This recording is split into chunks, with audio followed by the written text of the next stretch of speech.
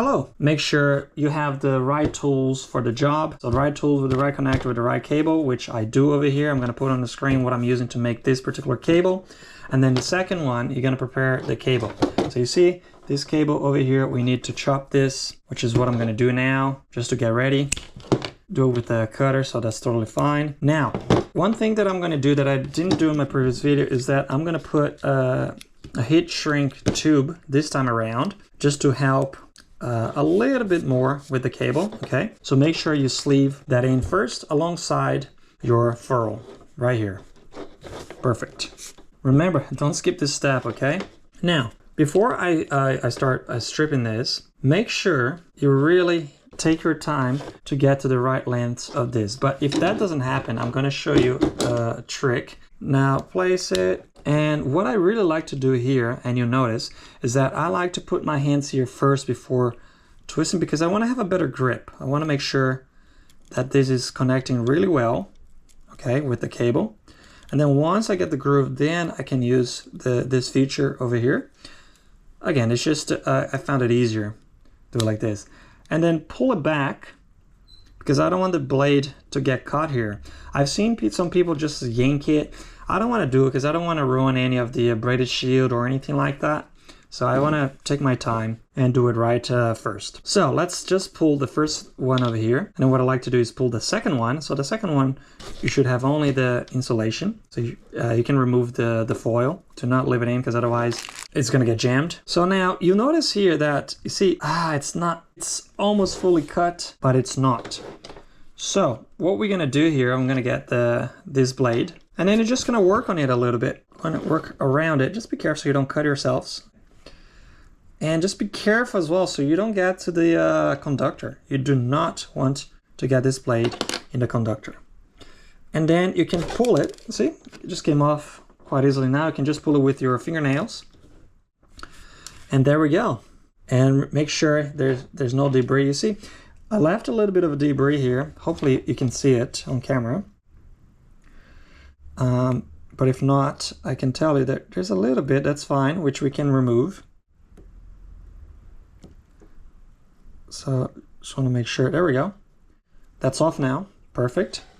And then what I'm going to do, I'm going to use my magnifying glass. You're probably not going to see it on camera, but just to show you. Oh yeah, that looks really good. So yeah, everything looks good, perfect. And now we're going to go ahead and take the one that is covering the braided shield. And you see this cut, it was done really, really well. That's why it's important to tune the blade, because right now I can see that not a single braided shield is coming off, and that's exactly how you want it. Okay, look at that. It's beautiful. Now, so another tip over here before we get our baby bullet. I like to call it baby bullet because it does look like a small bullet. So a rifle bullet. Look at that. So now that we have to do the crimping, and I'll show you something. This is a mistake, okay? I have seen people do it like this. This is not good because it makes the cable quite fragile, and it's just not going to get a good crimping overall. Just don't do it. And that's why it's important to have one of these tools, because it's going to cut exactly the other bits perfectly for you. So you can see here there's quite a bit of a gap, and remember, if you remember from my previous video, you cannot have a gap. So what we're going to do here, we're just going to trim it. Now you can pretty much use a ruler if you want it. If you want to get a precise cut, I'm just going to measure here. And you notice that some companies will give you different lengths for this, like Extron, if you check. I'm going to put it on the screen for you guys to see. You have Extron, you have Canary, Belden. They're all roughly the same, but again, it depends on what, because some pens are going to be longer, shorter. So just make sure you check the specs for what you're doing. So this one, I'm just doing the Canary one. I'm just going to chop that there, and I know I'm going to go over because I've made hundreds of these before, so I know I'm still going to have a gap. Check this out. So but this is just to show you guys, you see, so there is still a bit of a gap. We don't want a gap, so I'm just going to chop it again so we can actually do this properly. This should be on the money. Perfect, that's what I'm talking about. Before I actually crimp, if you remember from my previous video, we're just going to use one of these flaring tools to separate, wrong one, to separate the braided shield. And the reason why we did this is that we don't want the body connector, we don't want the braided shield to be inside the body. We want it to be outside of that. Okay, so that's why we did this. Just gentle. Okay, you don't have to yank it or anything like that, just gently. If you don't have one of these tools, a good old school trick is to use one of these. But again, just make sure that your cut is 100% so you don't get any stragglers. Okay, so now that that's done, we can go ahead and crimp this bad boy. So what I like to do is that I like to use gravity. So instead of trying to do it like this, just use gravity to your advantage, basically. And again, make sure you're using the right tool for the job. Now, you'll notice that this will sit right there at the end, so you can't go any further. Just make sure you align really well. And remember, you want to crimp at the butt, not over here, okay, not sliding all the way here towards the end. So we're gonna go ahead and remember one nice motion.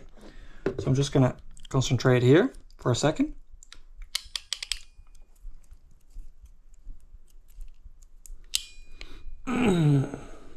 Yeah, baby. And there we go.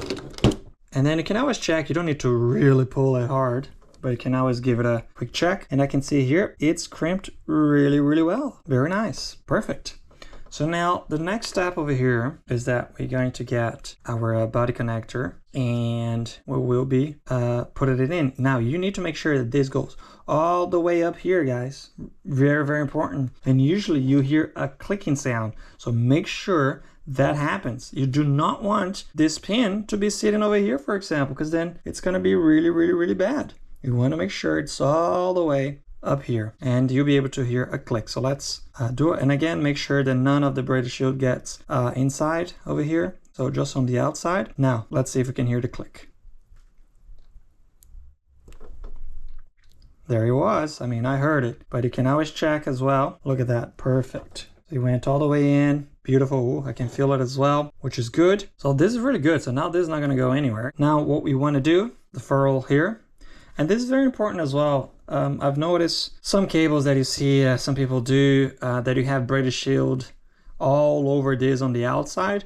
Make sure you don't have that. This should just slide over nicely on top of the cable. This should be clean. See, this is clean. So we're going to crimp this. Now it's totally okay to have a camber here at the end. I've seen people crimp here and then crimp and then crimp. Pretty much butchering the cable, okay? Look, these tools are designed to do the job really well. So as long as you crimp it once really well, then you're good to go. There's no need to go wah, wah, wah. So do it right once first and then it should be good to go.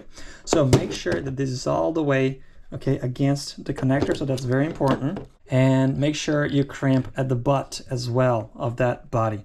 I'm doing it with my finger over here, so but just be careful so you don't crimp your finger. That's just because I like to have a touch to the to this, so I know exactly where it's sitting. So and then again, and then we're gonna do one big motion, okay? And let's do this. And yeah, there we go. Beautiful. And look at that. It's exactly how you want it to look like. Perfect. So you see, it's not going to go anywhere. And then what I like to do is, and again, that's only if you have it. You can get one of those those SDI boot as well. But for now, what I'm going to use, this works as well, is just a heat shrink tube. And then I'm going to get my my heat gun. And be careful, you do not want to do it very closely. You just want to go away and then turn it around. So let's do that. You don't want to do it for too long either. Oh yeah, that's definitely in place. Again, you don't want to do it for too long because otherwise it's going to be too hot on the connector. Perfect. All right, so now that's done. You can see here, looking good. We got to go ahead and test it. Now, I've got a couple of testers over here. Don't need to get this very expensive one, but we're going to test with this. That's good.